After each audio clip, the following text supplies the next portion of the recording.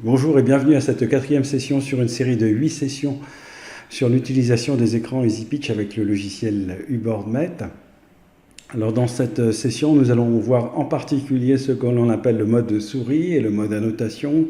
C'est vraiment les fondamentaux de l'utilisation de UBoardMet pour Windows. Attention, UBoardMet pour Windows est largement différent du UBoardMet pour Android. Donc c'est vraiment les fonctions de base et c'est celles principalement qui sont utilisées en prise de notes pour une réunion. Cette série a été aussi préparée avec le logiciel UBoardMet. Et ici derrière moi, j'ai un artiste américain qui était un professionnel du tag et de la notation. Il s'appelle Keith Haring. Nous verrons qu'il y a 3 différents modes. Alors le premier mode est le mode souris avec Windows. Le second mode est le mode annotation sur un tableau blanc avec UBoardMet. Et le troisième mode est le mode annotation sur le bureau, toujours avec UBoardMet. Nous verrons ensuite comment passer d'un mode à l'autre pour pouvoir profiter au maximum des possibilités des différents modes pour produire un compte-rendu de réunion. L'outil le plus utilisé est la capture du bureau qui permet de passer d'un mode à l'autre tout en récupérant une partie de ce que l'on traite en mode bureau. Le mode souris. Alors le mode souris, en fait, dans le jargon des gens qui font de l'utilisation intensive de l'interactivité, c'est finalement l'utilisation du tableau interactif ou de l'écran interactif uniquement avec Windows, sans l'appui d'un logiciel conçu pour l'interactivité. Alors le mode souris, c'est relativement simple. On a ici des objets Windows et on les manipule. Et on va parcourir tout ce qui recouvre la souris. Alors ici, on va ouvrir par exemple un objet.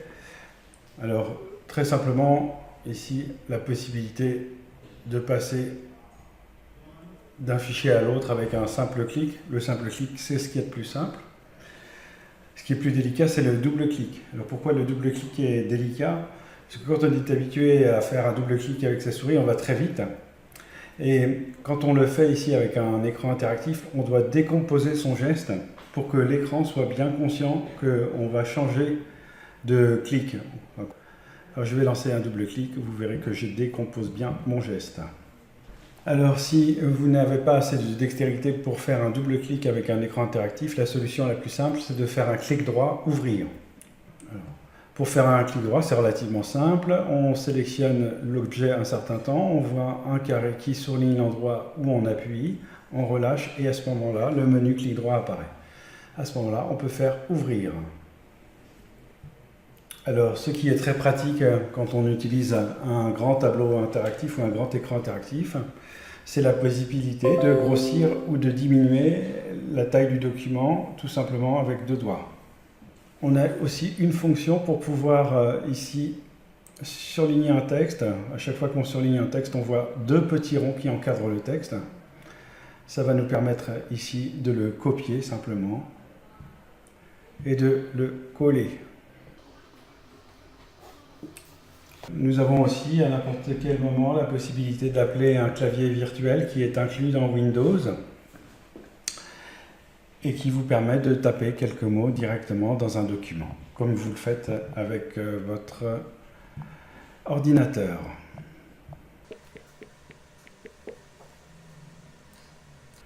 Il y a une fonctionnalité qui est le mode tablette, qui est bien pratique quand on veut faire de la saisie. C'est celle-là.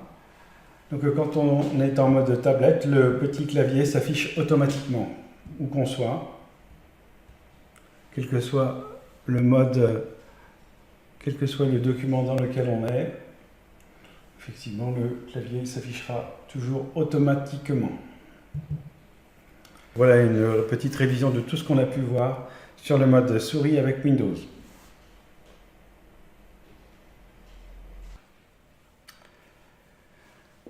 Alors, pour illustrer cette utilisation du tableau blanc avec UBoardMet, nous allons vous raconter l'histoire du Coca-Cola. Alors ici, on va choisir un stylet et une couleur. Voilà, le stylet noir, une couleur. Donc l'histoire du Coca-Cola a commencé dans une île française qui s'appelle la Corse. Voilà, j'espère que les Corses ne m'en voudront pas. Elle s'est continuée en France J'espère que les Français ne m'en voudront pas. Et elle s'est terminée aux États-Unis. J'espère que les Américains ne m'en voudront pas. Voilà. Donc c'est en 1838 que l'histoire du Coca-Cola commence avec la naissance d'un jeune homme qui s'appelle Angelo Mariani. Et ce jeune homme était dans une famille de médecins. Il s'est exilé à une vingtaine d'années donc à Paris. Et il était préparateur de pharmacie. De Corse, il est allé à Paris. En tant que préparateur de pharmacie, un des clients lui demande un vin à la coca. Et donc, comme M. Mariani n'avait pas ça en stock, il s'est ingénié à le fabriquer lui-même. Donc, il a pris du vin, il a fait une décoction de feuilles de coca et il a commencé à mettre au point un breuvage tonique qu'il a appelé le vin Mariani. Et ce vin Mariani a eu beaucoup de succès. Il a été exporté dans toute l'Europe et il a été exporté aussi aux États-Unis. Et aux États-Unis, en 1870, un dénommé John Petemson est arrivé à Atlanta. Et John Petemson était un vétéran de la guerre de sécession aux États-Unis et il avait eu des blessures et il cherchait un moyen de se déshabituer de la morphine. Et c'est là qu'il a goûté à cette occasion le vin Mariani. Ayant goûté à ce vin tonique qui avait un certain succès, il a eu l'idée de créer son propre breuvage qu'il a appelé donc... alors je vais changer de couleur pour l'histoire américaine maintenant du Coca-Cola. Il a créé un breuvage qu'il a appelé le French Wine Cola. Et c'est en 1884 qu'il y a eu une nouvelle loi donc, à Atlanta et dans tout le comté d'Atlanta qui a interdit la production et la vente d'alcool. Donc, ce faisant, il a été obligé de changer sa formule et c'est ainsi qu'est né le Coca-Cola. Donc, nous avons vu comment on a pu annoter une page blanche directement avec le stylet. On peut également changer le fond. Alors ici, je vais dans Outils et je change l'arrière-plan. Et bien sûr, nous avons différentes possibilités pour effacer ce schéma. La plus simple, ça consiste à prendre votre main et de la toucher sur la tranche sur le tableau. Et à ce moment-là, une gomme apparaît derrière et qui peut effacer toutes vos annotations. L'autre façon d'effacer, c'est de faire ici un lasso. Donc ici, vous entourez la zone que vous voulez effacer. Et enfin, vous avez une façon radicale de tout effacer.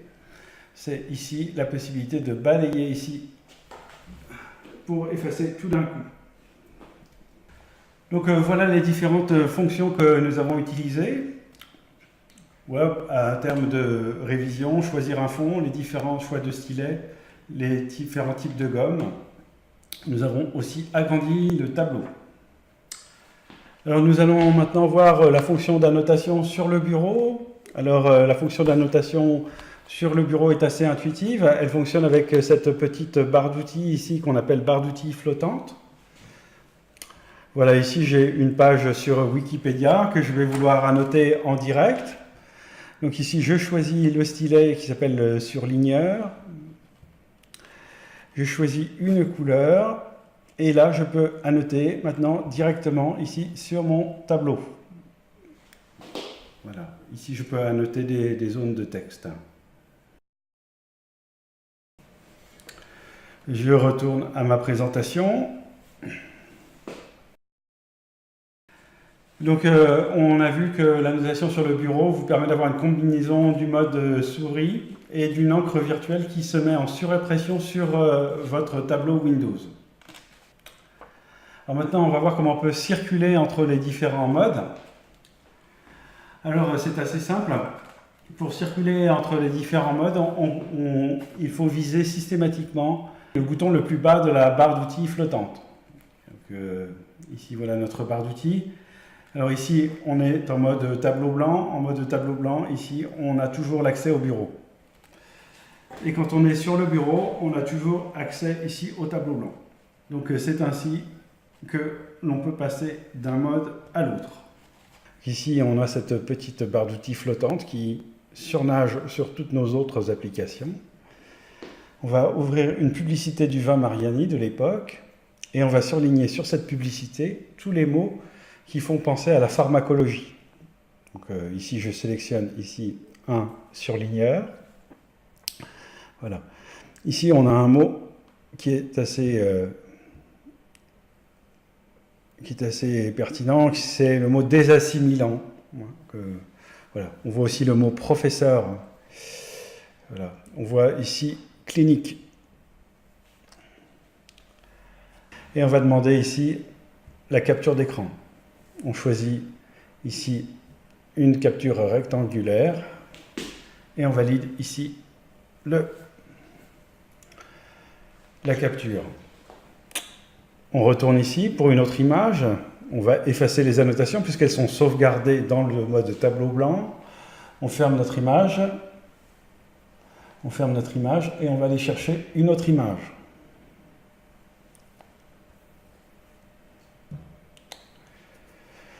Alors ici, on va chercher la première version du Coca-Cola aux États-Unis.